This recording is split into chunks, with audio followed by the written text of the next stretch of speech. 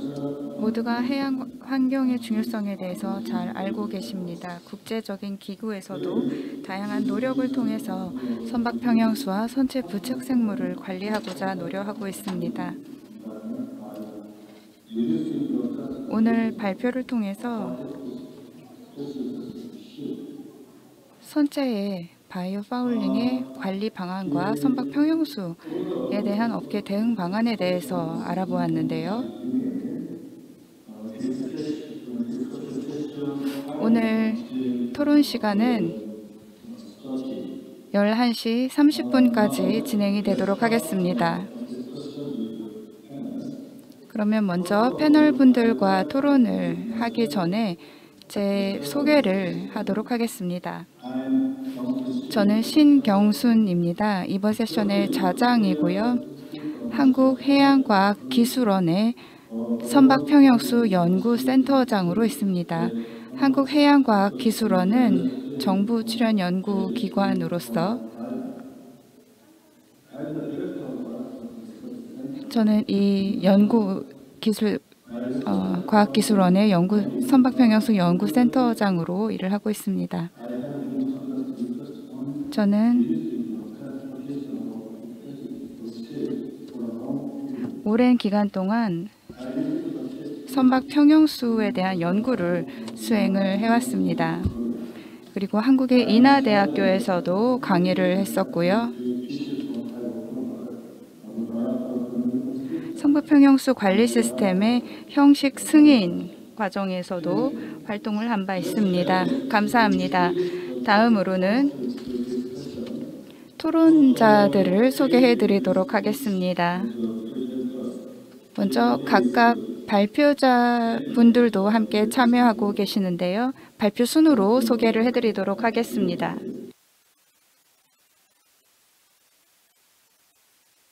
첫 번째로 드릴 박사님을 모시겠습니다. 소개 감사드립니다. 저는 SGS 아시아 팀장을 맡고 있는데요.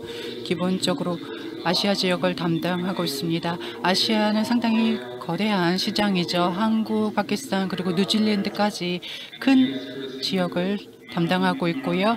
해운 산업에 저희 회사는 지원을 해왔고 환경 분야에 대한 지원 그리고 선박 분야에 대한 지원을 해왔습니다. 지난 1, 2년간 형식 승인 시험에도 저는 참여를 해왔고 글로벌 테스트넷의 의장을 맡기도 했습니다. 앞서 제가 발표에서 언급한 기관인데요. 시험 기관들의 시험 기관을 회원으로 모아놓은 그룹이라고 보시면 되겠습니다. 오늘 토론을 기대하고 있겠습니다. 감사합니다. 최근영 교수님, 안녕하십니까?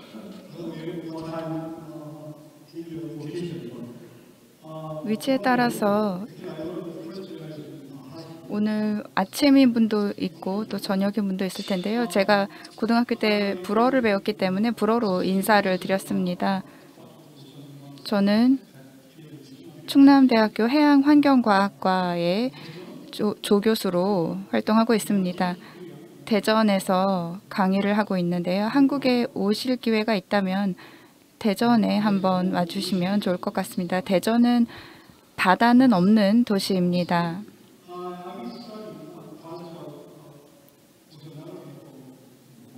저는 해양 생물학에 대해서 20년 정도 기간 동안 연구를 해오고 있습니다. 미국과 한국에서 공부를 해왔고요. 또 선박 평형수에 대한 연구도 활발하게 수행을 해왔습니다. 미국에서 작은 프로젝트를 해본 적도 있습니다.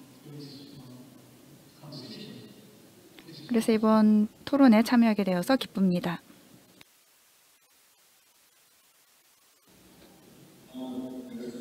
다음으로 옥대달님. 네, 감사합니다. 오늘 여러분과 한자리에 하게 되어 기쁘게 생각합니다. 또 청중 여러분 반갑습니다. 저는 노르웨이 기후변화 기후환경부의 특별 팀장을 맡고 있습니다. 저는 해운과 관련된 모든 환경 요건이나 규제를 다루고 있고 특히 배출 문제도 다루고 있습니다. 이외에도 선박평형수 관리와 바이오 파울링 문제도 다루고 있습니다. 현재 저는 바이오 파울링 관리 가이드라인을 IMO에서 조율하고 있습니다. 저는 선박의 환경 규제에 관한 부분을 저희 부처에서 다루고 있고요. 이 분야에 몸담아 온 지는 상당히 오래되었습니다. 오늘 함께하게 되어서 기쁩니다.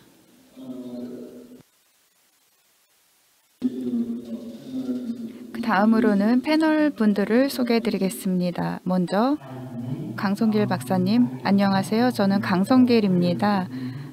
한국 선박해양 플랜트 연구소에서 일을 하고 있습니다. 크리소라고 하는데요. 여러분도 아시다시피 크리소는 선박해양 플랜트와 관련한 연구 활동을 하고 있고 준정부 연구기관입니다. 저는 크리소에서 연구 전략 부장을 맡고 있습니다. 저희 연구 전략부에서는 새로운 R&D 프레임워크를 발굴하는 일을 하고 있습니다. 국제적인 산업 프레임워크 내지 학문적인 프레임워크를 구축해서 연구를 진행하고 있습니다. 저는 이제 해양 생물학을 저도 전공을 했습니다. 그래서 이 해양 생물학을 전공했고 이제 선박 부분의 연구를 이제 진행하게 되었는데요. 이런 한국적인 배경에 대해서 제가 말씀드리는 이유는 엔지니어링 이슈와 해양 생물 환경과 관련한 이슈가 밀접하게 관련이 있기 때문입니다. 2000년에 크리소에 들어오면서 저는 새로운 탄소 포집 및 저장에 관한 프레임워크를 제안을 한 바 있습니다. 그리고 현재 지금 바이오 파울링 문제에 대해서 연구를 진행하고 있습니다. 또 저는 노팝의 지역 디렉터로 일을 하고 있습니다. 이것은 UNEP의 지역 프로그램인데요. OECD와 또 다른 국제 기업 기구와 함께 아시아 지역에서 협력을 하고 있는 프로젝트가 있습니다. 오늘 이 토론을 계기로 해서 여러분과 함께 바이오 파울링 문제에 대한 글로벌 트렌드에 대해 이야기하게 되어서 기쁩니다. 네, 마지막으로 송명백 박사님. 네, 잘 들리시나요? 네, 간략하게 제 소개를 하겠습니다. 저는 송명백이라고 합니다. 한국 성급에서 해양 기자재 팀에서 일하고 있고요. 한국 성급은 한국의 성급 기관입니다. 그래서 해양 바이올로지 부분을 다루고 있습니다. 저는 선박 평형수 관리에 관심이 많고 또 바이오 파울링 분야에도 관심이 많습니다. 잘 아시다시피 바이오 파울링 관리 문제는 외래 침입종의 유입을 막는 것과 연결이 되어 있습니다. 이 부분에 있어서 저는 정부에 자문을 해드리고 있습니다. 오늘 만나서 반갑습니다. 오늘 컨퍼런스에서 만난 여러분 반갑습니다. 감사합니다. 그러면 간략하게 발표 내용을 요약하는 시간을 갖도록 하겠습니다. 각각 3분 정도 시간을 드리겠습니다. 기욤 박사님부터 해주시겠습니다. 네, 저장님 감사합니다. 네, 발표를 들으셨다면 제가 시운전에 중점을 뒀다는 것을 잘 아실 것입니다. 이것이 제 주제인데요. 잠시 한 걸음 뒤로 물러나서 협약에 대해서 말씀드리고 싶습니다. 많은 부분에서 협약이 중요한 역할을 하고 있는데요. 제가 듣기로 사실 불만사항을 많이 듣습니다. 형식 승인 절차가 아주 엄격하다는 것에 관한 것인데요. 하지만 효과는 상당히 좋죠. 현재 시운전 테스트를 보면 이 기준 미달률이 상당히 낮습니다. 제대로만 하면 그렇습니다. 그래서 처리 장치 그리고 기술이 효과가 있다는 것을 알 수 있고 기능을 잘 할 수 있다는 것을 알 수 있습니다. D2 표준에 맞게 처리를 할 수 있다는 거죠. 이 부분은 상당히 고무적입니다. 그런데 저희가 직면한 문제는 어떻게 하면 이렇게 승인된 장치를 이 선박평형수 관리 계획에 반영을 하는가입니다.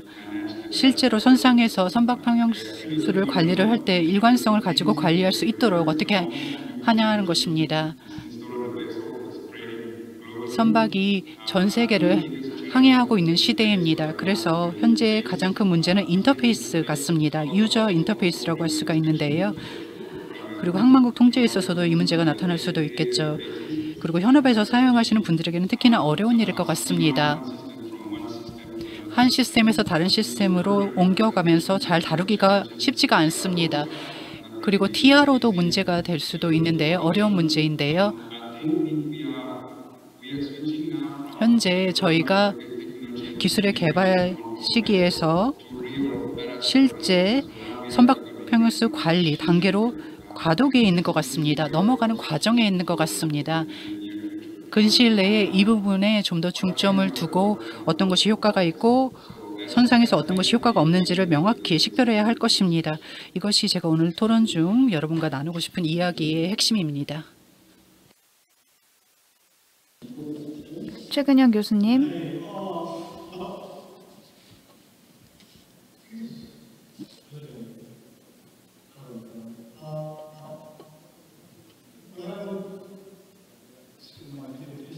제가 발표에서 설명드린 것은 생태학적인 측면에서 전체적인 외래 침입종의 침입 과정에 대해서 설명을 드렸습니다.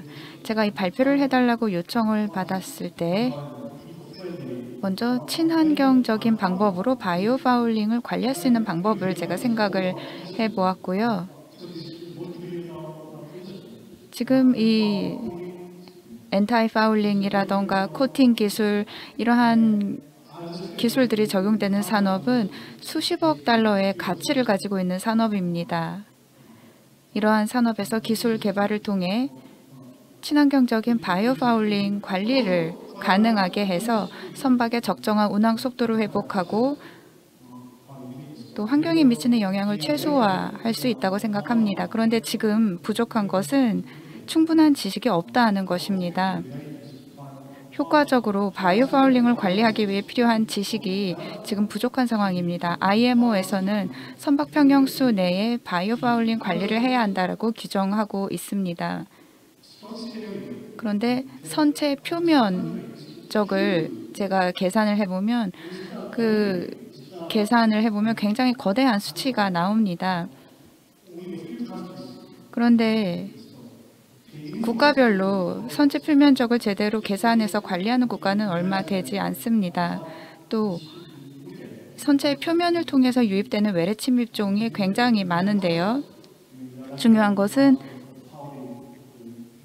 외래 침입종이 선체 표면을 통해 그리고 평형수를 통해 어떻게 유입되고 탈락되어서 환경에 방출이 되고 또 성장을 하는지 전체 과정을 살펴보고 성공적으로 이것을 관리해야 한다고 생각합니다. 저희가 그러한 연구를 했던 것을 발표를 통해서 말씀을 드렸고요. 청중께서는 그 부분을 집중적으로 봐주셨으면 합니다. 네, 감사합니다. 마지막 연사였던 오프데달님 발표 정리 부탁드립니다. 네, 감사합니다. 발표에서 말씀을 드렸듯이 외래 침입종의 유입은 특히 선박에 의한 이런 유입은 주요 글로벌 환경 문제 중 하나로 꼽히고 있습니다. 현재 의무적으로 선박 평형수를 관리를 해야 하는 협약이 마련이 되었고요. 이 협약이 점점 더 시행이 되면서 바이오 파울링 문제도 더 부각이 되고 있습니다. 모든 선박을 대상으로 한 연구도 진행되고 있습니다. 바이오 파울링을 이야기를 할 때 또 외래 침입종의 유입을 막기 위한 방식을 이야기를 할 때 저희는 규제 프레임워크를 빼놓을 수가 없겠습니다. 먼저 가이드라인을 개선을 해서 이 문제에 대처해야 할 텐데요. 현재 가이드라인 개선 작업 중에 있습니다. 좀 더 명확하고 구체적인 권고 사항을 저희가 도출할 것입니다. 이 외래 침입종이 유입돼서 바이오 파울링을 일으키는 문제에 대한 해결 방식을 제안할 예정입니다. 현재 적절한 검사 주기를 통해서 관리를 해 나가고 있는데요. 그리고 정화와 청소 절차도 진행되고 있습니다. 또 파울링 물질에 대한 채취도 요구가 되고 있는데요. 이러한 노력을 통해서 바이오 파울링 문제에 대처해 나가야 할 것이고, 동시에 선박평형수 문제도 IMO에서 함께 살펴보고 있습니다. 이 바이오 파울링 문제에 관한 협약의 개발에 있어서는 개도국을 또 중점적으로 IMO에서 보고 있는데요. 개도국이 관리 절차를 시행해 줄 것을 권장하고 있습니다. 이외에도 바이오 파울링 관리 절차를 대부분의 국가에서 마련할 수 있도록 독려를 하고 있습니다. IMO는 지금 가이드라인 개정을 통해서 예전보다는 훨씬 더 바이오 파울링 문제를 잘 해결해 나갈 수 있도록 하고 있습니다. 네, 감사합니다. 네, 모두 주어진 시간에 맞춰서 잘 요약을 해주셨습니다. 이제 Q&A 시간을 청중 여러분들과 해보도록 하겠습니다.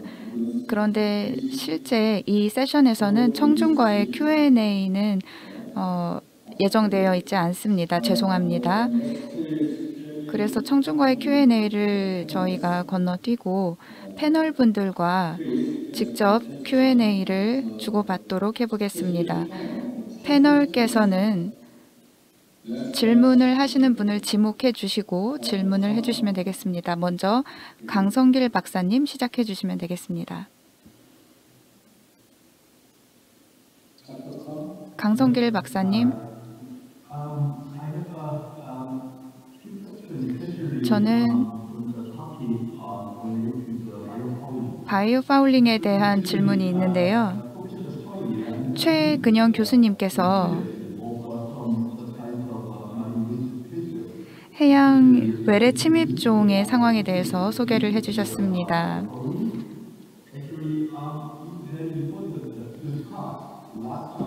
최 교수님께서 말씀해 주신 것처럼 이러한 해양 외래 침입종의 그 침입 현황 그리고 그 밀도에 대해서 정확하게 이해하는 게 중요하다고 생각합니다. 어떤 사람들은 이것을 MIS라고 부르는데요. 그러니까 외래 침입종을 이제 줄여서 MIS라고 부르는 사람도 있습니다.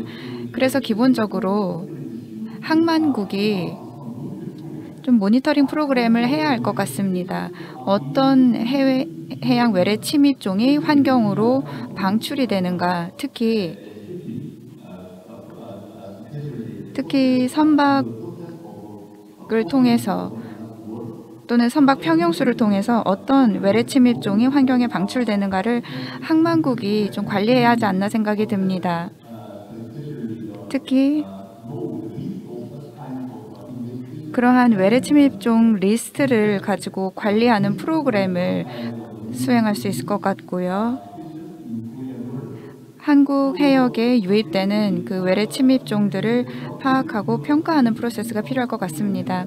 그런데 교수님 팀과 또 다른 여러 한국 연구자들께서 이러한 해양 외래 침입종들의 리스트를 파악하고 연구하고 있는 것으로 알고 있습니다. 앞으로 가까운 미래에 한국 정부가 그러한 체계적인 모니터링 프로그램을 수행해야 하지 않을까 생각을 합니다.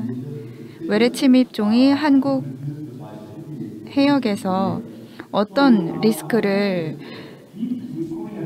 야기하고 있는가, 이러한 해양 외래 침입종들의 리스크에 대해서 모니터링하고 평가하는 프로그램이 있어야 한다고 생각을 하는데요. 교수님이 생각할 때 어떤 방식으로 모니터링을 할 수 있을까요? 법적인 체계를 갖추고 모니터링 한다면 어떻게 할 수 있을까요? 그러니까 정부가 법적으로 구속력이 있는 프레임워크를 만들어서 이 외래 침입종의 리스크를 관리하고 모니터링한다면 어떤 방식으로 하는 것이 좋을까요? 국가적인 모니터링 프로그램이 될 수도 있을 텐데요.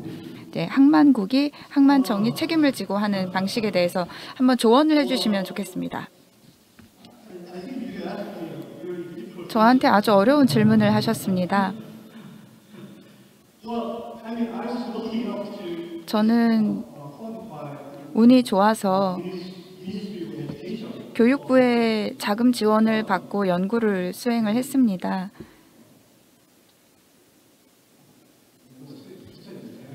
(2010년부터) 연구를 한 것 같은데요. 이 외래 침입종 문제는 해양 외래 침입종의 문제의 경우에는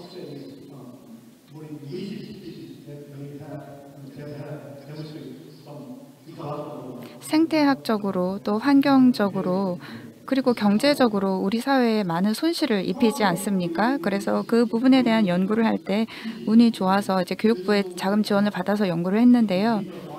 한국 내 외래 침입종에 대해서는 법적으로 구속력이 있는 모니터링 체계가 어느 정도 있다고 생각을 합니다. 유해한 생물종에 대해서 관리하는 그런 법적인 체계가 있습니다. 해양 외래 침입종에 국한된 규정은 아닙니다만 전반적인 유해 생물종에 대해서 모니터링하는 규정이 있습니다.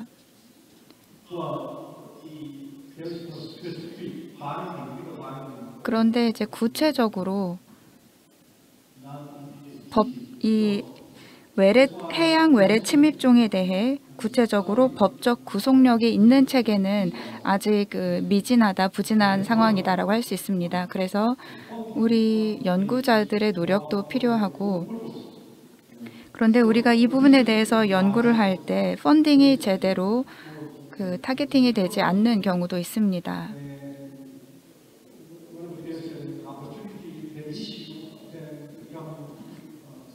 그래서 어떤 이슈가 생기거나 하면은 정부가 관련 분야에 연구를 해보라고 저희한테 자금 지원을 해주는데요. 그런 연구들 중에 상당히 많은 부분이 편향된 연구도 있습니다.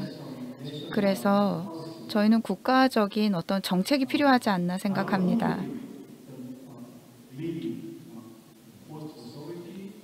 누가 이 역할을 할 것인지, 항만청이 모니터링의 주요 책임을 질 것인지, 다른 어떤 기관이 될 것인지는 모르겠습니다만, 미국 캘리포니아나 유럽 국가들의 사례를 참고해 보면 좋을 것 같습니다. 유럽과 미국은 이런 외래 침입종을 모니터링하는 체계와 규정이 잘 갖추어져 있기 때문입니다. 그래서 우선 다른 선진국으로부터 좀 배울 수 있을 것 같고요. 먼저 국가적인 정책 내지는 규제적인 체계가 해양 외래 침입종에 대해서 먼저 세워져야 한다고 생각을 합니다. 그런 다음에 또 연구도 체계적으로 수행을 해야 한다고 생각합니다. 설명 감사드립니다. 제가 질문 하나 더 하고 싶습니다. 네, 오브들 박사님께 드리겠는데요. 국제적인 차원에서 바이오 파울링 문제를 해결하는 방식이 IMO에서 논의가 되고 있지 않습니까? 현재 IMO는 바이오 파울링 가이드라인을 다시 한번 살펴보고 있습니다. 특히 글로벌 차원에서 또 국가 차원에서 시행을 하기 위해서이죠. 그런데 이러한 노력을 방해하는 장애물이라든지 그런 어려움이 예상이 될 수도 있을 것 같습니다. 간략하게 가장 어려운 문제가 무엇인지 말씀을 해주셨었는데요. 기존 바이오 파울링 가이드라인을 시행하는 데 있어서 국가 차원에서 가장 어려운 난제는 무엇일까요? 좀 더 상세하게 설명을 부탁드려도 될까요? 가장 심각한 도전 과제나 장애가 되는 문제들은 무엇이 있을까요? 바이오 파울링 관리에 있어서 그런 문제가 되는 것을 여쭤보고 싶고, 또 다른 질문이 있습니다. 많은 국가에서, 즉 노르웨이는 아닙니다. 예를 들어서 뉴질랜드, 미국, 그리고 호주에서 이미 국가 차원에서 강력한 규제를 하고 있습니다. 바이오 파울링을 강력하게 규제하고 있는 것으로 알고 있습니다. 대부분의 국가들이, 잘 모르겠지만 한국도 포함이 됐을 수 있는데요. 대부분의 국가들이 국가 정책 프레임워크를 수립을 해서 바이오 파울링 문제를 해결해 나가고 있다고 생각하는데요. 먼저 IMO가 전 세계적으로 적용될 수 있는 일반 기준 프레임워크를 마련해 주면 좋을 것 같습니다. 박사님께서는 기존의 국가 차원의 전략 그리고 정책에 관해서 바이오 파울링 관리에 있어서 이런 정책에 관해서 권장을 해줄 수 있지 않을까요? 다른 국가들에게요. 즉 현재 이런 프레임워크를 개발하고 있는 다른 국가들에게 어떤 조언을 해줄 수 있다면 무엇이 있을까요? 이렇게 두 가지 질문을 드리고 싶습니다. 네, 아주 중요한 질문을 해주셨는데요. 감사합니다. 실제로 대부분의 국가가 이 문제에 관심을 기울이고 있는 것은 아닙니다.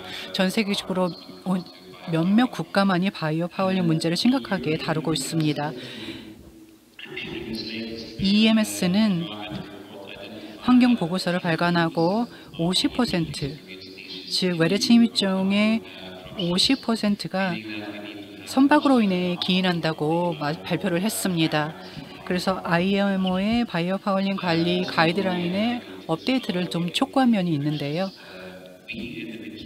저희 노르웨이 부처에서는 환경적으로 이 문제에 접근을 하고 있으며 과학 기반의 평가를 하고 있습니다. 외래 침입종의 유입이 노르웨이에서 어떤 영향을 끼치고 있는지를 보고 있고, 또 회사 기관에서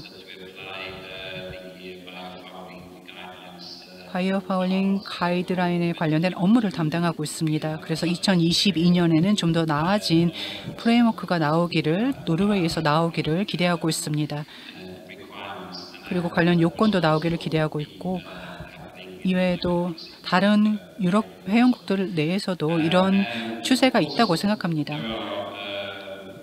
물론 바이오 파울링 관리가 선상에서 이루어져야 하고 해역에서 이루어져야 하는 것은 당연한 이야기인데요. 또 선사에서 이 문제, 즉 정화에 적극적으로 나서고 있는 곳도 있다고 알고 있습니다.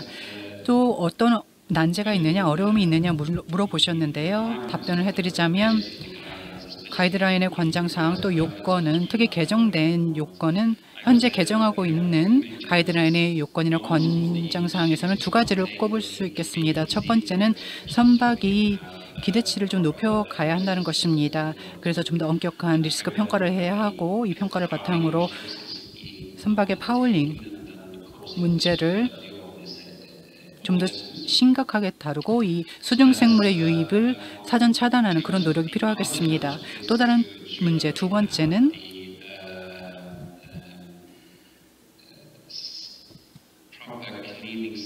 적절한 정화 장치, 청소 장치가 현재 많이 없다는 것입니다. 파울링 물질을 적절히 제거해 줄 수 있는 이런 장치가 좀 부족한 상태입니다. 이렇게 두 가지가 주요 장애물 그리고 주요 문제라고 저는 꼽고 싶습니다. 그래서 저희가 가이드라인 개선에 나서고 있고, 앞으로 가이드라인이 좀 더 확대 적용되기를 희망하고 있습니다. 네, 설명 감사드립니다.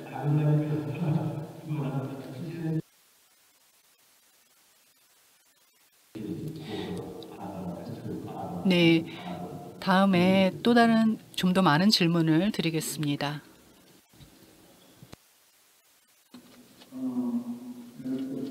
다음으로 손명백 박사님 질문해 주시겠습니까? 네, 이제 제 차례가 되었네요. 감사합니다.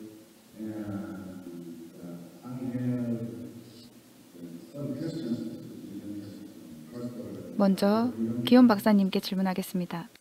네, 기현 박사님 잘 들리시나요? 네, 말씀해 주십시오. 잘 들립니다. 네, 훌륭한 발표 감사드리고 경험을 공유해 주셔서 감사드립니다. 팀장님께서는 선박평형수 관리에 있어서 많은 경험을 쌓아 오셨는데요. 시운전 운전에 있어서도 그런데요. 시운전 테스트에 있어서도 그런데요.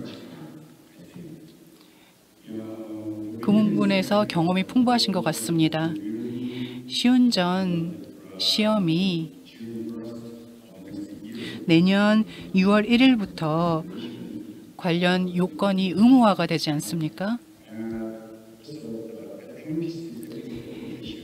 MEPC 77차 회의가 캐나다에서 열리고 경험을 공유하는 이 장이 되었었습니다. 샘플링과 분석, 즉 항만국 통제의 샘플링과 분석을 논의를 했는데요. 이 선박평형수 장치의 50%가 성능 기준을 맞추지 못하고 있다고 알고 있습니다. 그리고 50 마이크로미터 이상의 수중 생물의 경우에도 기준을 맞추지 못하고 있는데요. 박사님께서도 유사한 점을 지적해 주셨습니다. 그리고 협약에 있어서도 샘플링과 분석에 어려움이 있다고 발표에서도 말씀을 좀 해주셨는데요. 그런 점에서 규제, 즉 선박평형수 처리 장치 협약의 준수에 대한 모니터링이 더 강화되어야 될 것 같습니다. 박사님께 드리고 싶은 질문은 먼저 박사님이 생각하시기에 어떤 어려움이 현재 있을까요? 시운전 테스트에 있어서 어려운 점은 무엇이고 선박평형수 관리 협약의 이행에 있어서 특히 가이드라인의 이행에 있어서 어떤 어려움이 현재 있을까요? 특히 경험 축적 단계에 있어서 어떤 어려움이 있을까요? 두 번째 질문은 발표를 보면 D2 시험이요.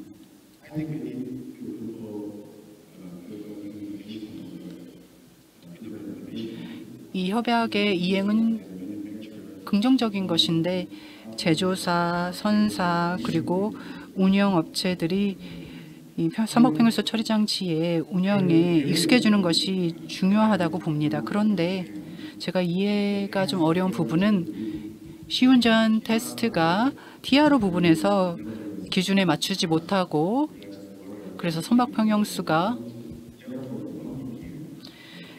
TRO 0.1 ppm 이상을 합류하게 되면 협약을 위반하게 되는데요. 또 허용 한계를 넘어가게 되는데요. 그렇게 되면 이 처리 장치가 한국의 처리 장치의 경우에는 시스템 차원에서 셧다운이 됩니다. TRO 한계가 넘어가게 되면 저희 한국의 처리 장치는 바로 셧다운이 되는데요. 그렇게 되면 선박평형수 배출 선박평형수 배출이 어떻게 관리가 될 수 있을까요? 네, 질문 감사드립니다. 아주 중요한 질문을 2개 해주셨는데요. 제가 기본적으로 말씀을 드리겠습니다. 역량을 강화하기 위해서 20여 개 국가들에서 저희가 교육 훈련을 진행해 오고 있습니다. 저희가 사람에 투자하고 있습니다. 장기적인 니즈를 저희가 인식을 하고 직원들을 교육 훈련하고 있고요. 2013년부터 그렇게 하고 있고요. 그래서 테스트가 의무화되기 전부터 그렇게 해왔습니다. 협약은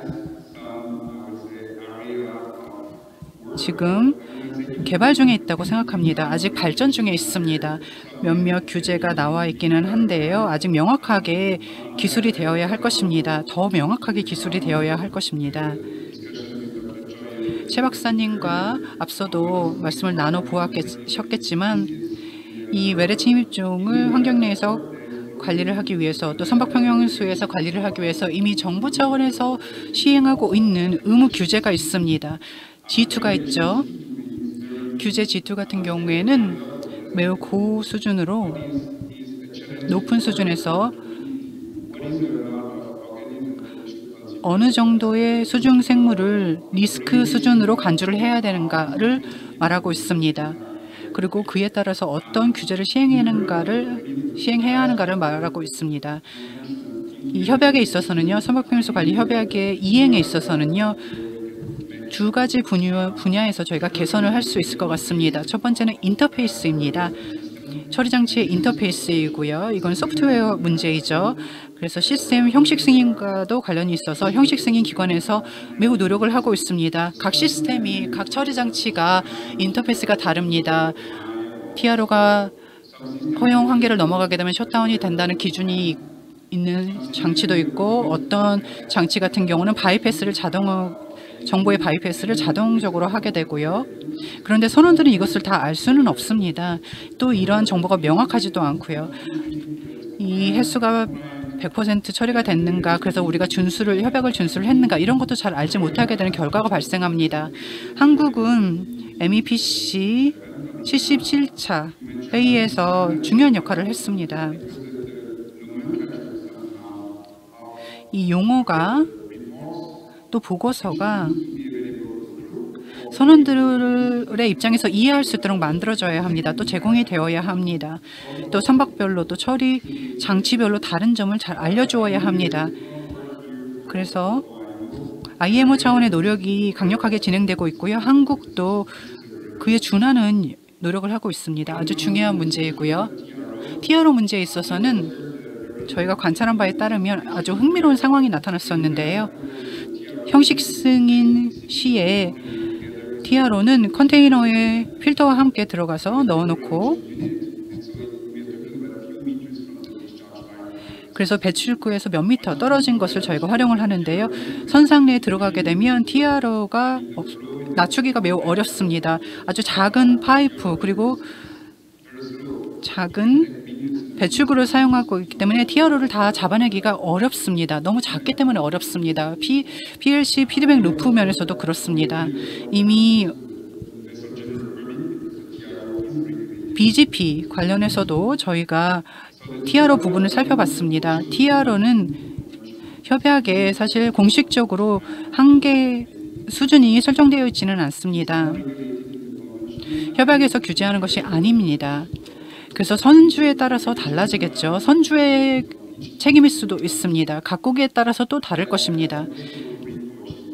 그래서 선주 입장에서는 어려울 수밖에 없습니다. IMO와 함께 저희는 IMO가 이렇게 TRO 한계를 설정해 주기를 기대하고 있습니다. 그래서 전 세계적으로 동일한 기준이 모든 선박에 동일하게 적용되기를 기대하고 있습니다. 그리고 인터페이스 문제가 크게 작용하고 있다고 생각합니다. 센서 캘리브레이션, 그리고 검증이 그래서 정기적으로 이루어져야 하는 것입니다. 선주들을 보호하기 위해서, 또 규제를 적절히 시행하기 위해서 선주들이 TRO 기준을 잘못 알고 있어서 불이익을 당하지 않도록 명확한 한계 설정이 IMO 차원에서 있어야 한다고 생각합니다. 답변이 되었으면 좋겠습니다. 네, 박사님의 시각과 경험을 공유해 주셔서 감사합니다. 네, 제가 또 다른 발표자 분께 질문을 드리겠는데요. 네, 한 개만 더 질문을 드리겠습니다. 누구에게 물어야 할지 상당히 어려운 결정이 될 것 같은데요.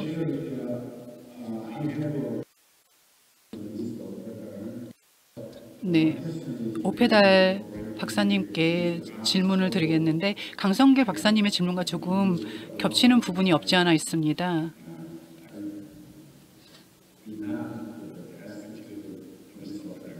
그래서 오페달님께는 질문을 하지 않겠고요. 우선 발표 감사드린다는 말씀을 드리고 싶습니다. 선박의 바이오 파울링 관리가 어느 방향으로 나아가고 있는지 발표를 통해서 잘 들을 수 있었습니다. 감사합니다. 최 교수님께 질문하겠습니다. 아주 유익한 연구 결과를 발표해 주셔서 감사드립니다. 교수님께서 해양 외래 침입종의 영향에 대해서, 그리고 바이오 파울링 친환경 관리 방법에 대해서 잘 요약을 해주셨는데요. 저희가 이 선체에 부착된 모든 이제 생물체들을 완벽하게 제거할 수는 없습니다. 그래서 여러 가지 안티파울링 시스템들이 개발되고 있고 기술은 여전히 지금 개선이 이루어지는 중입니다.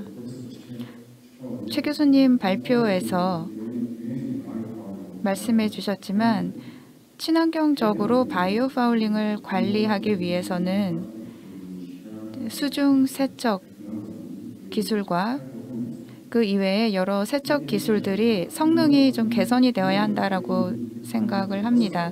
그리고 수중 세척 기술의 경우에 그 기술뿐만이 아니라 수중 세척을 통해서 나오는 여러 가지 찌꺼기들을 제거하는 사후 관리도 중요하다고 생각합니다. 그런데 지금은 표준화된 절차가 없습니다. 그런 세척 과정에서 나오는 폐기물이라던가 이런 물질들을 확인하고 제거하기 위한 과정이 완전히 이제 잘 표준화되어 있지 않습니다. 그래서 수중 세척 기술을 개발하는 과정에서 이제 세척 이후에 나오는 물질들을 이제 오염 물질들을 이제 관리하는 방법도 함께 발전이 돼야 한다고 생각을 하는데요. 그래서 수중 세척을 통해서 나오는 그런 폐기물들을 포집하고 이것을 제거하고 관리하는 것에 대해서 그런 방법에 대해서 좀 더 구체적으로 설명을 부탁드립니다. 또 두 번째 질문은요. 바이오 파울링을 관리하기 위해 세척 기술에 대해서 설명해 주셨고 또 다른 안티 파울링 기술에 대해서도 말씀해 주셨는데요. 교수님이 생각할 때 어떤 방식의 바이오 파울링 관리가 좋다고 생각하시나요? 어떤 것이 이제 베스트 프랙티스가 될 수 있을까요? 우리 회원국들의 사례 중에서 혹시 참고할 만한 사례가 있다면 바이오 파울링 관리의 베스트 프랙티스 사례에 대해서 한 가지 소개해 주실 수 있나요? 네, 저한테만 이렇게 어려운 질문을 하셔서 불공평하다는 생각이 듭니다. 아마 노르웨이에 계신 분이 이런 질문에 참 답을 잘 하실 것 같은데요. 제 의견을 간략하게 말씀드리면 기술적으로는 이 바이오 파울링 관리에 있어서 수중 세척 이후에 나오는 여러 가지 화학 물질이라던가 이제 폐기물들을 포집하고 이 사후 관리하는 처리하는 이 기술은 아직은 좀 새로운 분야입니다. 그래서 이 전체 이슈는 이제 기술적으로 좀 아직 새로운 분야라고 할 수 있고 연구가 진행이 되고 있는데요. 중금속 농도에 대해서 그러니까 세척 과정에서 나오는 중금속 농도를 확인하고 처리하는 방법에 대해서 연구가 진행 중이고 미국의 경우에는 그 농도에 대해서도 그 제한을 두고 있는 것으로 알고 있습니다. 그래서 수중 세척 과정에서 여러 가지 이제 환경에 해로운 미립자나 이런 물질들이 나오는데 그것을 이제 포집해서 이제 처리하기가 쉽지 않습니다. 그래서 먼저 말씀드리면 브러쉬 타입은 제가 추천하고 싶지 않고요. 레이저 기술을 이제 추천하고 싶습니다. 이 표면 세척 기술은 오랫동안 개발이 되어 왔습니다. 그렇기 때문에 이제 레이저 기술 등등을 이제 추천을 드리고 베스트 프랙티스에 대해서는 데이터를 먼저 봐야 할 텐데요.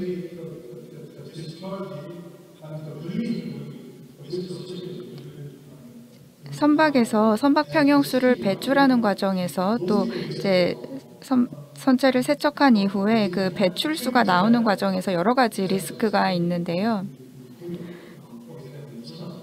제가 발표에서 말씀드린 것은 한국 부산항에 입항한 선박 중에서 체류 기간에 따라 체류 기간이 오래될수록 이들의 이제 선박 평형수를 통해 또는 이제 선체를 통해 환경에 방출되는 생물체들의 양이 늘어난다라는 것이었습니다. 그래서 베스트 프랙티스에 대해서 말씀드리기 전에 먼저 중요한 것이 이 생물체가 선체에 어떤 과정을 통해 부착되고 탈락되며 환경에 방출되는지 전체 그 단계와 프로세스에 대해서 더욱더 많은 연구가 필요하다고 생각합니다. 이 생물체의 선체의 부착 과정, 탈락 과정, 환경으로의 방출 등등의 과정에 대해서 먼저 연구가 진행이 되어야 한다고 생각합니다. 네, 이렇게 저의 발언을 마치도록 하겠습니다. 감사합니다. 제가 한두 가지 정도 첨언을 하겠습니다. 이 바이오 파울링 관리에 있어서 선박 평형수 관리 장치와 어떻게 보면 유사한 장치를 쓸 수 있을 것 같습니다. 성능 기준에 있어서 양질의 테스트 기자재를 갖추어야 할 것입니다. 바이오 파울링을 적절히 식별하기 위해서 파울링 물질을 채취를 하고 또 이를 적절히 처리하는 것이 가장 어려운 과정이라고 생각합니다. 그리고 이 기자재를 어떻게 테스트를 할지도 어려운 문제이죠. 현재 저희가 통신 작업반에서 이 문제를 논의하고 있습니다. 아직 완료가 되지는 않았는데요. 이 문제를 선박평형수 처리 장치에 그랬던 것처럼 이 바이오 파울링 처리 장치에 관해서도 동일한 논의가 앞으로도 있을 것입니다.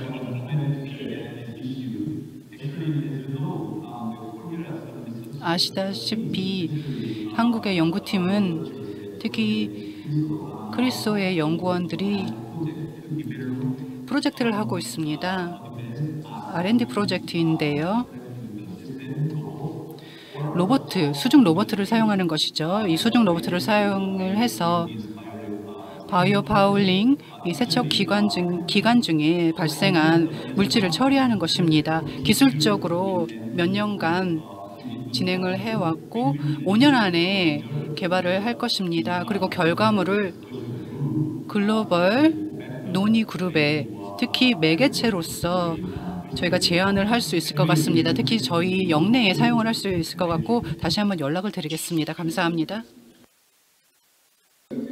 감사합니다. 이제 제 차례가 되었는데요.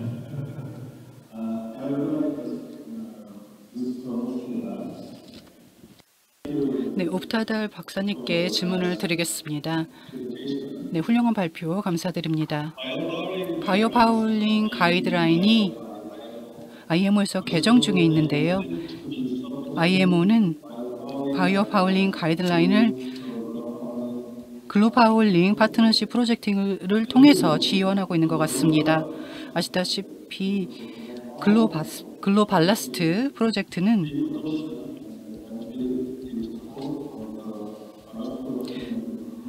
선박평형수 협약의 채택과 발효를 지지하고 있습니다. 바이오 파울링 가이드라인의 적용이 아직 되지는 않았지만 아시다시피 일부 국가에서는 선박의 바이오 파울링을 통제하고 또 규제하고 있습니다. 자국 법에 따라서 그렇게 하고 있습니다. 바이오 파울링이 항만에서 처리가 잘 되고 또 선원들이 이를 잘 인지를 하고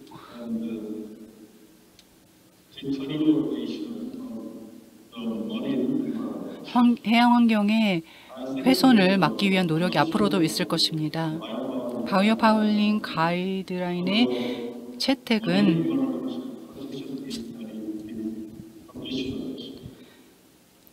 해양 환경을 보호하는 데 있어서 그것만으로는 충분하지 않을 것입니다. 바이오 파울링 관리 협약을 위해서 선박평형수 협약과 유사하게 바이오 파울링 관리 협약을 위해서 우리가 어떤 노력을 해야 할까요? 네, 질문 감사드립니다. 아주 좋은 현황을 잘 살펴보신 것 같은데요. 바이오 파울링에 있어서 저희는 선박평형수 관리와 동일한 경로를 가고 있는 것 같습니다. 선박평형수 관리에 있어서는 먼저 가이드라인이 있었고 그 이후에 개도국을 지원했습니다. 글로발라스트 프로젝트를 통해서 지원을 했죠. 바이오 파울링도 유사한 추세가 나타나고 있습니다. 글로파울링 프로젝트를 통해서 개도국을 지원하고 있고요. 현재 12개국이 어떻게 하면 조치를 개선할 수 있을지 고민하고 있습니다. 즉, 외래 침입종의 유입을 어떻게 하면 더 잘 해결할 수 있을지 고민하고 있습니다. 이런 인식이 확산되고 있다는 것이 좋은 점이라고 할 수 있겠고, 이외에도 바이오 파울링 관리는 선박평수 관리와 동일한 궤적을 가고 있습니다. 그리고 환경 커뮤니티에서 좀 더 가이드라인에 명확한 목표를 명시해 줬으면 좋겠다. 의무적인 요건을 명시해 줬으면 좋겠다. 이런 요구가 나오고 있기 때문에 앞으로 미래가 어떻게 펼쳐질지는 두고 봐야 하겠지만 이 문제에 대한 관심은 확산될 것입니다. 그리고 기술도 더욱 개발이 돼서 바이오 파울링 처리에 적용이 될 것이고 저는 미래를 낙관적으로 전망하고 있습니다. 감사합니다. 모두 질문과 답변 감사드립니다.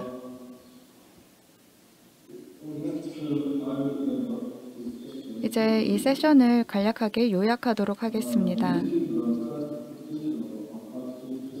외래 침입종이 선체를 통해 유입되지 않도록 하는 것은 해양 환경 보호에 매우 중요합니다. 모두 잘 아시겠지만 수생 외래 침입종은 선체의 선박 평형수를 통해서 유입이 됩니다. 그리고 이것이 해양 환경에 많은 피해를 주고 있습니다. 그런데 선박 평형수 관리 협약이 발효되었고 이 협약을 제대로 준수하고 이행을 한다면 외래 침입종이 선박 평형수를 통해 유입되지 않도록 컨트롤할 수 있을 것입니다. 하지만 이 외래 침입종들의 바이오 파울링 관리가 아직은 효율적으로 잘 이루어지고 있지 않습니다. 그리고 선박 평형수 관련 협약과 국제적인 규정 등이 이제 개정 중이고 개정이 논의 중에 있습니다. 오늘 세 분의 발표를 들었고요. Q&A 시간을 가졌습니다. 첫 번째 발표는 시운전 테스트를 다뤘는데요. 2022년부터 의무화됩니다. 시운전에 들어가는 기법과 기술을 논의해 주셨고 앞으로 관련 기술이 계속 개발이 되어야 할 것입니다. 테스트 결과도 함께 공유가 되어야 할 것입니다. 선박의 바이오 파울링 관리에 대해 두 가지 발표를 들어보았습니다. 외래 침입 생물종이 선체 표면을 통해 또는 선박 평형수를 통해 유입되지 않도록 하는 방법에 대해서 발표해 주셨고 IMO의 프로젝트에 대해서도 설명해 주셨습니다. 그래서 선박의 바이오 파울링 관리에 대해서는 IMO가 현재 여러 가지 준비를 하고 있습니다. 세척 기술도 발표 내용에서 다루어졌습니다. 이러한 선체의 세척 기술들의 발전을 통해 이 IMO 가이드라인을 논의하는 데에도 도움이 될 것으로 보입니다. 각 국가는 선체의 바이오 파울링을 컨트롤하고 잘 관리할 수 있어야 합니다. 그렇지 않으면 외래 수생 침입 생물종이 해양 환경으로 유입되면서 많은 피해를 일으킬 것이기 때문입니다.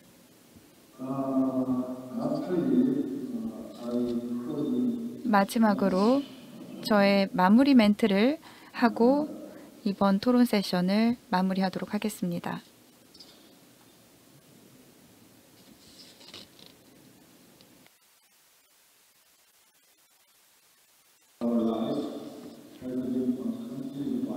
우리 삶은 기술 발전과 함께 더 편리해졌습니다.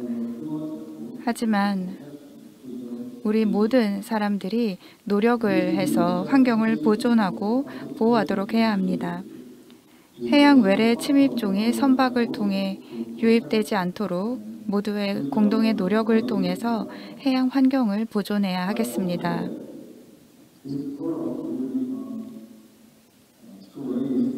이런 포럼을 통해서 해양 환경 보호에 대한 관심을 촉구할 수 있었으면 합니다. 진지하게 토론에 임해 주신 발표자 여러분과 패널 분들께 진심으로 감사의 말씀을 드립니다. 또 한국의 해양수산부 측에 감사의 말씀을 드립니다. 이렇게 중요한 행사를 주최해 주셔서 감사드리고요. 네, 코로나19에도 불구하고 이렇게 중요한 행사를 주최해 주셔서 감사드립니다. 포럼의 모든 관계자 여러분께 감사의 말씀을 드립니다. 이것으로 전문가 토론 세션을 마치도록 하겠습니다. 모두 건강하게 잘 지내십시오. 감사합니다.